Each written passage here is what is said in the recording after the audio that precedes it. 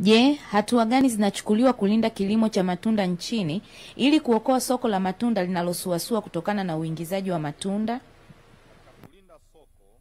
Kudhibiti uingiaji holela wa matunda nchini, serikali imechukua hatua mbalimbali zikiwemo kuanzisha mamlaka ya udhibiti wa nafaka na mazao mchanganyiko COPRA, ambayo itaweka utaratibu wa kuwezesha uingizaji na usafirishaji nje wa mazao ya nafaka na mazao mchanganyiko yakiwemo matunda, kuhamasisha uanzishaji wa viwanda vya kusindika matunda ili kuimarisha soko la ndani na kupunguza upotevu, kutoa ruzuku ya pembejeo kwa mazao ya matunda ikiwemo maembe, machungwa na parachichi ili kuongeza tija, na kuimarisha utafiti na uzalishaji wa mbegu na miche bora ya matunda kulingana na mahitaji ya soko.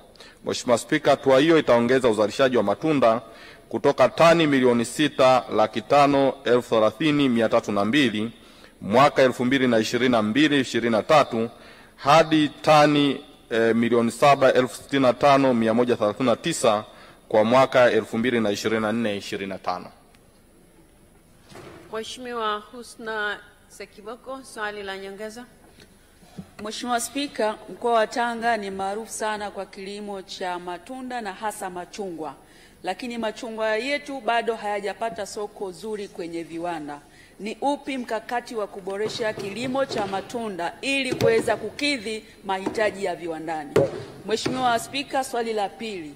Pamekuwa na changamoto kubwa ya kuoza kwa matunda kabla ya kufika sokoni. Ni upi mkakati wa kujenga cold rooms, vyumba baridi kwa ajili ya kuhifadhi matunda? Mheshimiwa Naibu Waziri, majibu. Asante sana Mheshimiwa Spika. Moja ni mthibitishie tu Mheshimiwa mbunge kwamba tunatambua kwamba mkoa wa Tanga ndio moja ya mkoa ambao tunautegemea sana kwa mazao ya machungwa, na tunakiri kabisa kwamba kuna changamoto kubwa vile vile katika kuoza kwa matunda hayo, ambayo imekuwa ni moja ya jitihada kubwa ambayo tunayo sasa hivi. Sasa kazi kubwa ambayo tumeifanya sasa hivi ni kuhamasisha sekta binafsi kuingia katika kujenga viwanda vidogo vidogo kwa ajili ya kuongeza thamani ya mazao haya, kama kutoka katika tunda kutengeneza katika juisi. Na Tanga ndio mkoa wa kipaumbele ambao sasa hivi tumeuweka. Lakini katika kudhibiti upotevu wa mazao kutokana na kuoza, ni kwamba sasa hivi tunao mpango madhubuti na tumepata fedha kutoka African Development Bank kwa ajili ya kujenga hizi cold rooms kwa ajili ya kuhifadhia haya matunda.